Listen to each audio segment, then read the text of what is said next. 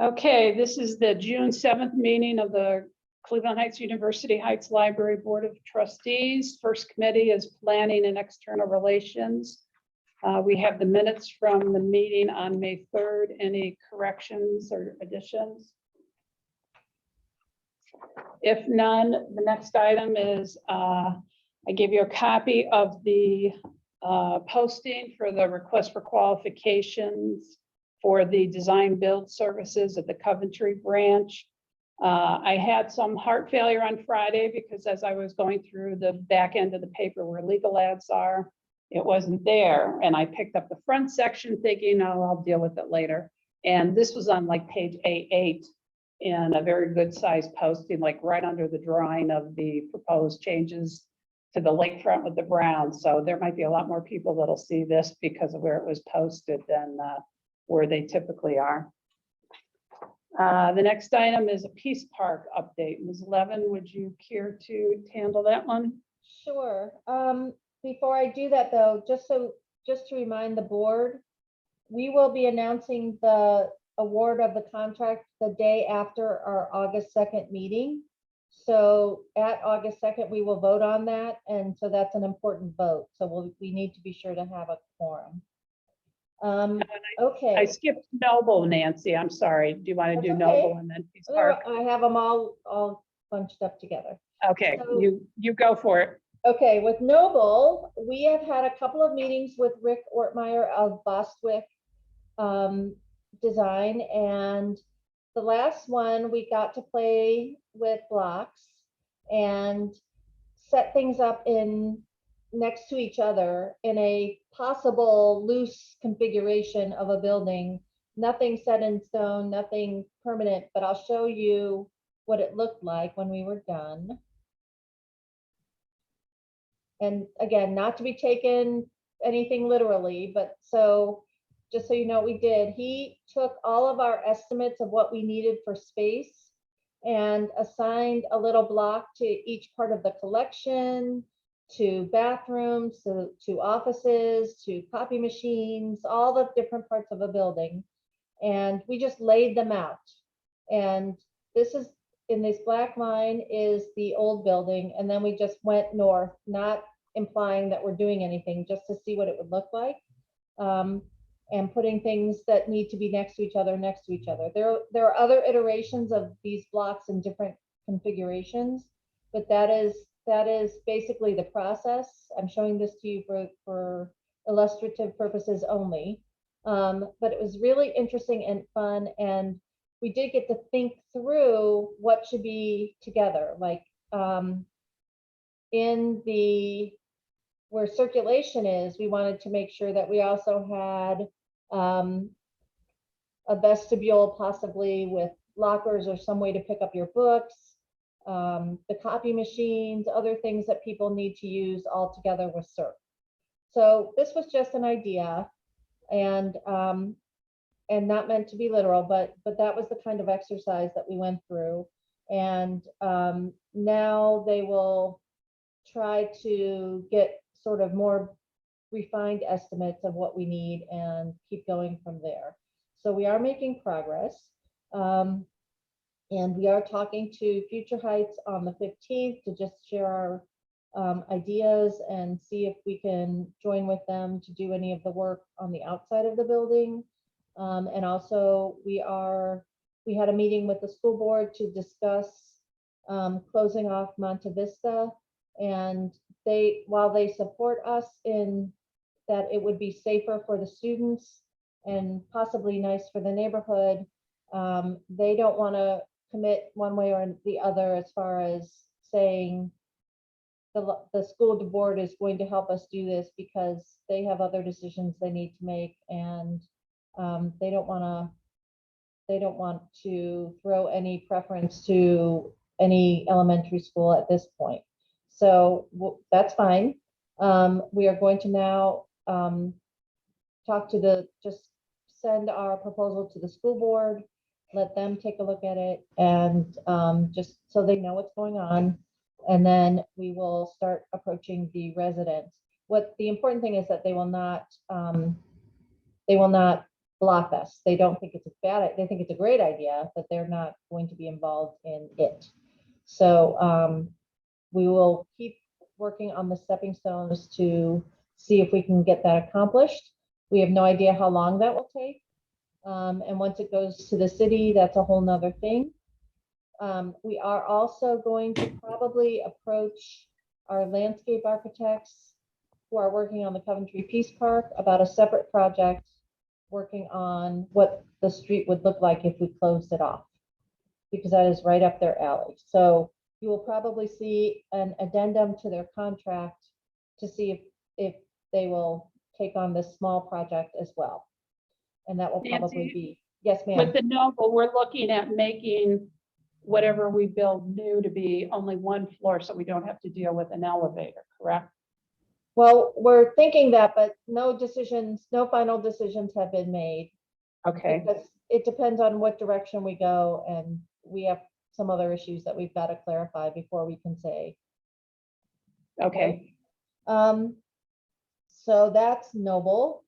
The Coventry branch, we have now set a date for we're calling it a design jam. Hopefully in the park on June 27th, which is a Sunday, from 1 to 4. We're going to have 5 stations set up with different activities for adults and children to help the architects hear and see what people want in the park, how they connect to the rest of the neighborhood, and what their dream ideas would be as far as what things would look like. So this is the big chance that the community has to play along with us, and hopefully we'll make it a fun day with our friend the Tyrannosaurus Rex and balloons and other activities. We have reserved the interior space of the Coventry building in case it rains. So it's a rain or shine. And hopefully all the board members, if you can stop by, that would be great. And we are inviting, we really, really want a good turnout from the public, from any neighborhood, any place. If you use the park, come over and give us your ideas. We'll try to get some snacks there too, and maybe some music. So it should be a fun day. And then in July, we will have an open house with a compilation of all the ideas that people gave them and what they have massaged those into. And then probably around early September, the architects will bring us their design ideas. And then after the September 20th board meeting, we will have an open house with posters so that people can see what they came up with. So that's the timeline for Coventry Peace planning. Then we will probably have to stop and figure out how we're going to fund it and apply for grants. We're working on 2 right now. One that has to do with the story walk, and one that might be available from the Northeast Ohio Sewer District. So we at least have 2 that we could apply for right away. So that's Noble and Peace Park. And then Coventry branch, Debbie already said she put out the RFQ, and we will have a final candidate for you on August 2nd. And the interviews will hopefully be all in one day, because we'll only have 3. And we'll try to figure out so that as many of you can be there as possible, but they will occur sometime between July 21st and July 23rd, once we identify what the short list is. Does anyone have any Nancy, questions about any of those things? what's the date at the park for the playground and Peace Park ideas? Sunday, June 27th, from 1 until 4. Thank you. And remind me, Nancy, the name of the company that's helping with, or the firm helping with the playground, Peace Park? There are 2 people. It's Jim McKnight Right. and Andrew Sargent.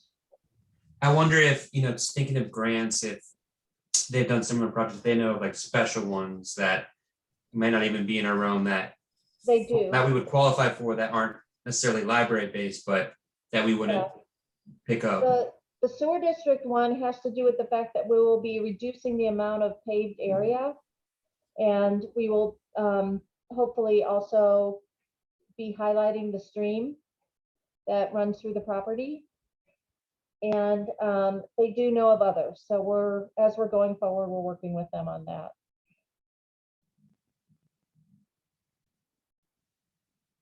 And I hope Future Heights can also, they are aware of some, and there's also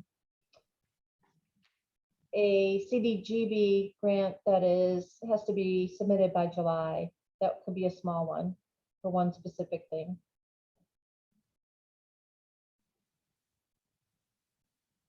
It's really fun. So many things going on at once. We're keeping everyone on their toes. Okay, if there's nothing else for planning, we'll move on to operations. You have the minutes from the May 3rd Operations Committee meeting. Any additions or corrections? The first item on the agenda, which will, for operations, will go to the board meeting. It is a quote for asbestos identification and removal. Well, they've already done the identification. We know where there's drywall and insulation that needs to be moved and some other things. And the cost for this is $18,619. And we will do a purchase order once the board approves this out of our building and repair fund. Any questions on this? A lot of this is the original asbestos tile and the mastic that's on the floor. And while we could just cover it up, we prefer to just get it out of there now and be done with it so that no one ever has to worry about it again. Okay. The next item, I don't have the resolution for it yet, but I will need board approval for an then and now after the fact certificate that we are paying for Alert Media and the invoice. That's our emergency notification system that, you know, if there's a building that's closed or we have electricity outages and that Nancy and some of the administrators can send things that go to all the staff, email, text messages and voicemail messages and that. And I just got the purchase order last week, but the renewal was in April and somehow the invoice got lost. And by law, any invoice that predates a purchase order that's greater than 3,000 needs to be approved by the board, but we're already moving through it. The next item is a review of the bylaws. We did amend them. Annette caught that we hadn't changed our kind of tagline slogan of here for you wherever you are. And at the end of it, I added another section for a code of ethics. Did anyone else read through it and find anything else they'd like to see changed or any corrections that are needed in it?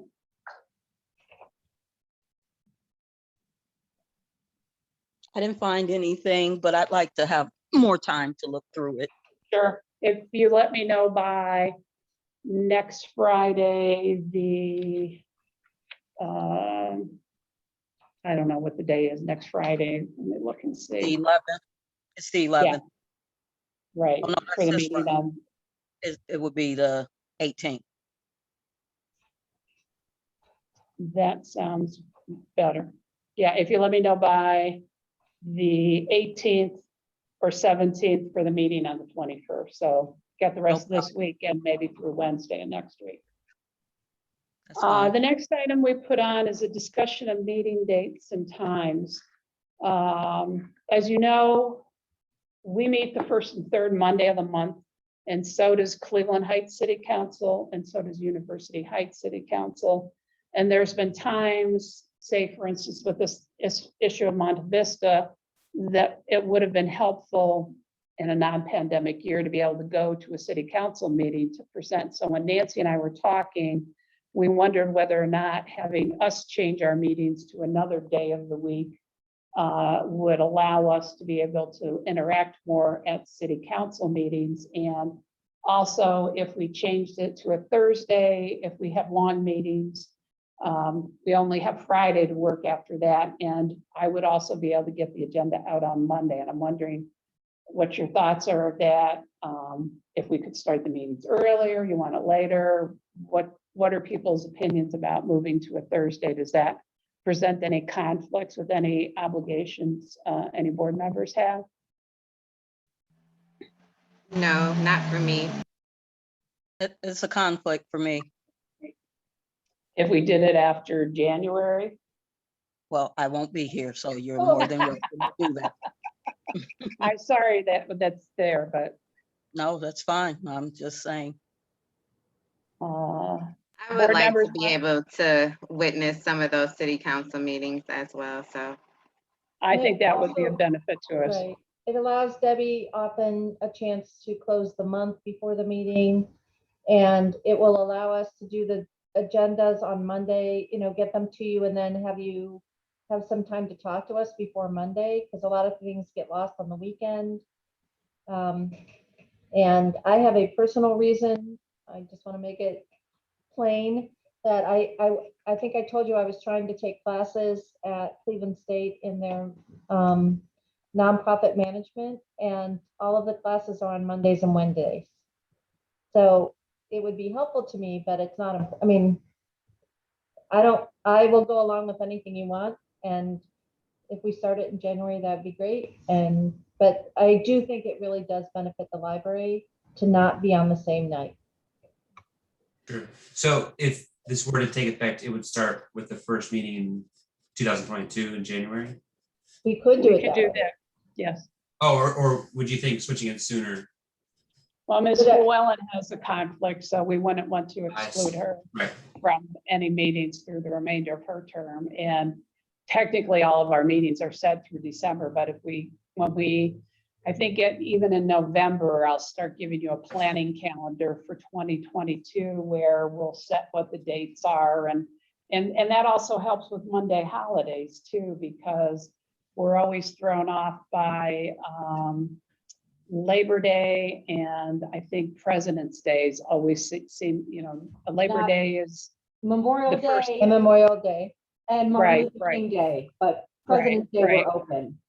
right, but there aren't any holidays that were closed on Thursday other than Thanksgiving, but we need the Monday of that week. So we could So- maybe change that one to a Thursday, but otherwise there aren't any other Thursdays that we tend to be closed. So the meeting times are determined in the bylaws as well. And if we decide now that we're going to change it in January, we can just put beginning in 2022, this will be the date. And we'll put it in the bylaws now, and that way anyone who's coming on will know that, and we can let everybody else know. Okay, does it say first and third Monday in Yep, the bylaws? it And does, does it page say 13. Does it say 6:30 too? Yes, it does.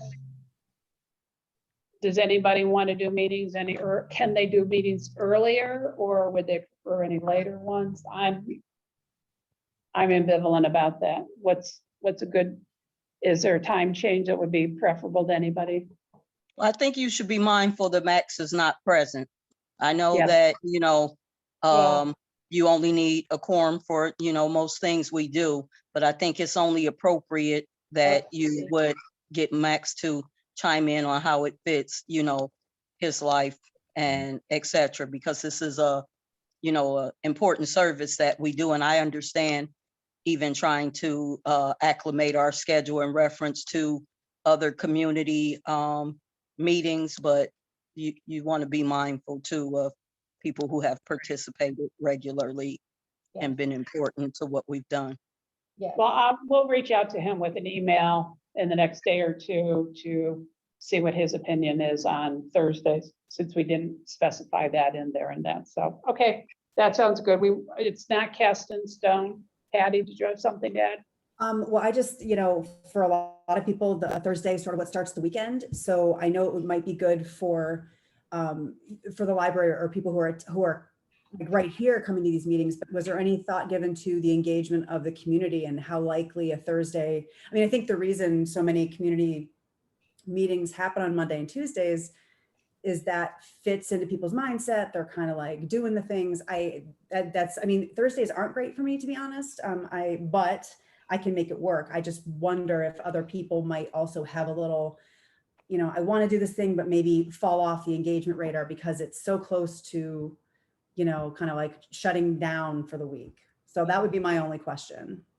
Yeah, I shut I down thought Mon- I something shut down similar. Monday night. I'm in agreement with you, Patty. I'm not going to be here. You guys totally are free to decide what you choose. However, I do think that the Monday has served the board well, as it does many boards and many civic things, and that's for a reason. And so I do think you should be mindful of that because, again, it's not only us who are present, but it's Yeah. all our There's patrons. always Tuesday.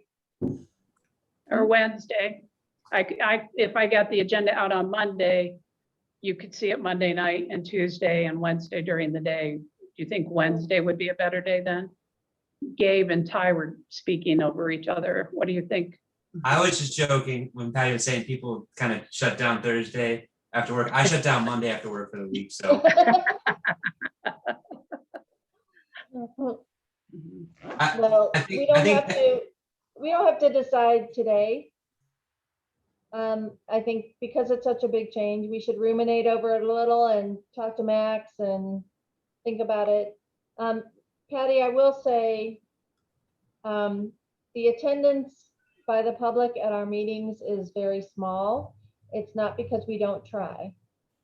So, once we're back in person, unless there's an issue, we often don't get a lot of attendance, but it also may be because people who go to meetings are going to city council. Yeah. Or So maybe we should help people start their weekend at the library board meeting, I like Tuesday, so whatever. So let's keep talking about it. We've got a few months, we have 6 months to decide. And technically, we have to stop doing Zoom meetings and go back to in-person in July. I even wrote an email today to the Sunshine Guru at the Attorney General's office. And the legislation that allowed public meetings to be done via teleconferencing, that expires June 30th. He did say that it's his understanding that in the budget bill, which is supposed to be adopted by June 30th, it would extend virtual meetings till December 31st of 2021. But if the budget isn't adopted by June 30th, or they drop that from it, we would need to start meeting in person downstairs. And for those of you that have been here before the pandemic, we had typically met in here for admin or for committee meetings, and then the board meetings were in Brody Nelson. In order to give us a little bit more space, I've reserved Brody Nelson and meeting room B so we can maintain social distance, and we would do the committee meetings and the board meetings down there. The only snafu we have at the moment is on April 2nd, which is our only meeting of the year or of the month of August for committees for a half hour usually, and then we go into the board meeting. That's a setup night for the primary election. There's a special primary on Tuesday, August 2nd, which is for the replacement of Marcia Fudge's congressional seat. So we're not sure, and UH is one of our backup ones. We were talking about maybe we could go to Noble for the August one, and then our usual rotation is September, we go to Coventry, October, we go to Noble, and then November, we go to UH, but we'll look at in June and July, or July and August, that we'll be here for meetings then, other than the August meeting. So we'll be sending out some emails and notes, and I'll put together some public meeting notices about the changes. But Debbie, if, I already sent an email to Constance asking her to double check on the August 2nd date. I Okay. believe she was off today because I know she worked yesterday. So Okay. I'm sure I'll get an answer from her very soon and we can confirm that August date. okay. If they do allow us to extend teleconference meetings until December, are there some board members that we would want to do a hybrid, that maybe 3 or 4 of you would come in and then the rest would do it via Zoom? Any thoughts or feelings either way on that? I'm comfortable. Go coming in. ahead. I'm sorry, Dana. I'm comfortable coming in. Same. According to the governor, there's no reason why we shouldn't. Not that he is an authority. but he is an authority. Well, he isn't Well, an authority because these are very individual decisions before they become business decisions. But me, myself personally, moving forward with a little cushion, I'd be willing to come back in. I myself am fully vaccinated. But I'm 14 days past my second shot. And I Yay. think that many of us were, uncomfortable, especially with our family obligations for anywhere that it leaves you vulnerable. But, Right. as we move forward, I don't think that, it should be rushed. And I don't know how my peers feel, but moving forward, again, I need some cushion. I need some time to get ready and right with it. Okay. I would be willing to come back in. We will still be wearing masks. The staff is still wearing masks. So you may choose to wear a mask or not wear a mask, but the staff will. Right. I'm not gonna lie. I do love the comfort of doing this from home as far as like organizing my life around the kids. Yeah. It is easy, but I'll come in and I won't whine about it. It'll be all right. Bring them along. Maybe we can rotate, you know? Yeah. Sounds good. Thank you. All righty, the next item is the minutes from the Personnel Committee meeting. Any changes, corrections that anyone found? If not, then we have a couple pages that went out, didn't go with the original agenda, but did go out with amended ones with the results of the staff survey. Is there anything you'd like to point out or bring up, Ms. Levin? Yes, when we sent the staff survey to the staff, I'm gonna try to make this bigger. We also sent a If you- little If you go report up about to that. view, Nancy, select view up at the top, and you can size it bigger on your screen. I think there's a fix I can make it.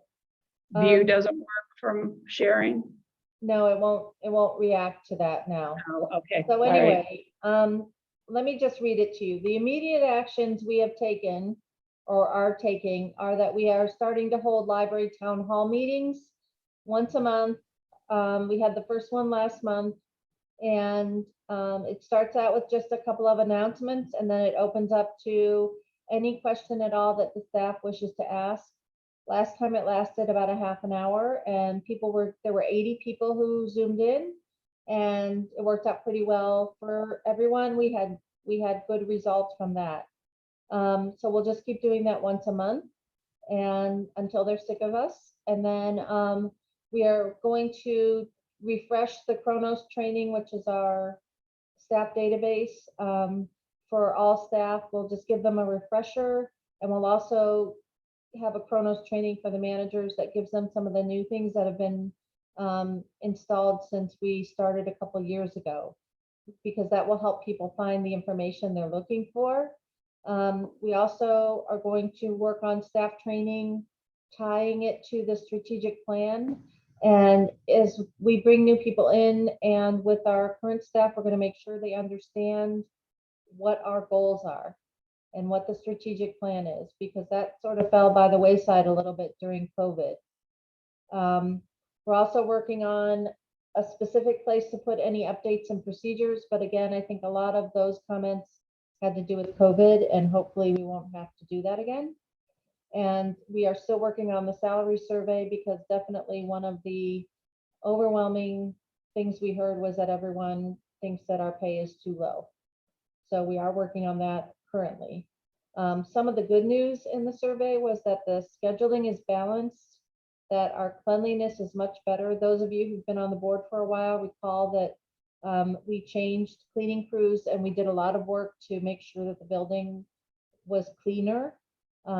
We also have been working with our relationship with our security staff and making sure that they are relating better to everyone. People still recommend this as a good place to work, and they like their jobs and the flexibility afforded to them. They can select the work they do, they can manage their flow and pace. And there were a few complaints about the sorter, but those are being addressed.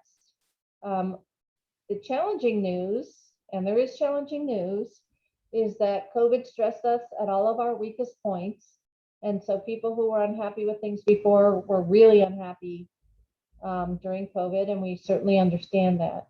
Staff say sometimes they don't understand the why of our decision making. So we're trying to be sure that that's the first question we answer. Administration was given low grades in effectiveness and communication, and we have some ideas about why that is so that we can share with you maybe in executive session. And this time we had a very low response rate to the survey, but it may be because we had already done a survey for the diversity, equity, and inclusion right around the same time, and that people are just exhausted. And one more survey was not, they were not feeling happy to have to do that again. And then the final thing was that they really want us to look at the pay structure, which we are doing. So good things and bad things. And again, if you want to discuss anything specifically, we should probably do that in executive session. And we'll let you can read it. And if you have any questions, please send them to us. We'll be happy to answer them. So I'm going to stop sharing. I would just say that there were quite a few areas that had good increases. That was great to see as well. I know that there were some issues and things that need to be addressed. Right. I mean, 70s and 80% in satisfaction about the work is wonderful. And I think that our staff do care about serving others and being there for people. And so that was very heartwarming to see. So, you know, it was a really hard year for everyone. And it may take a little while to recover. Of course, I do have some things I'd like to address when we go to the executive session. I would like to hear some numbers on what type of response it was. I would like us to consider whether we would require mandatory response, because this is going to be super important as we hopefully are moving forward out of COVID year. And that, as you stated in your summary, it exposes, this is at all workplaces, vulnerabilities, and that remove the pandemic, these things still need to be addressed. Yeah. And so it's going to be essential that we have, more than a small amount of employees responding so that these things can adequately be prioritized and thus addressed. Well, one of the things we're mulling over, we are about to do a mini survey just about communication and ask people what they prefer as far as having communication from administration, and hopefully that will improve it. And so one way we can dig into some of our weaker areas is to have more mini surveys, and that'll be under 5 questions, and perhaps we can get right to the bottom of things on the weaker areas. So that is one of our ideas, to get more immediate response back now instead of waiting another year to. Yeah, I don't think you can wait another year. I just don't find no. that plausible. Right. Okay. Okay. All right, we have executive session to discuss pending litigation and the purchase of sale of property. We don't have personnel in there. Nancy, do you feel we can address that tonight, or should we save the personnel for maybe after the board meeting in 2 weeks? That would probably be a better thing to do. Give us a couple of weeks. 2 weeks. That's okay with you all? Yeah. Is that okay if we do it after the board meeting? Okay. Okay, I will entertain a motion in a second to enter executive session for the discussion of pending litigation and purchase or sale of property. After the roll call, we will end the recording, and there will be no action taken by the board after executive session. Do I have a motion? All motion. Do I have a second? I'll second. Ms. Carlisle, Yes. Ms. Crenshaw, Yes. Ms. Llewellyn, Yes. Ms. Iwamoto, Yes. Mr. McTighe, Yes. Mr. Toracchio. Yes.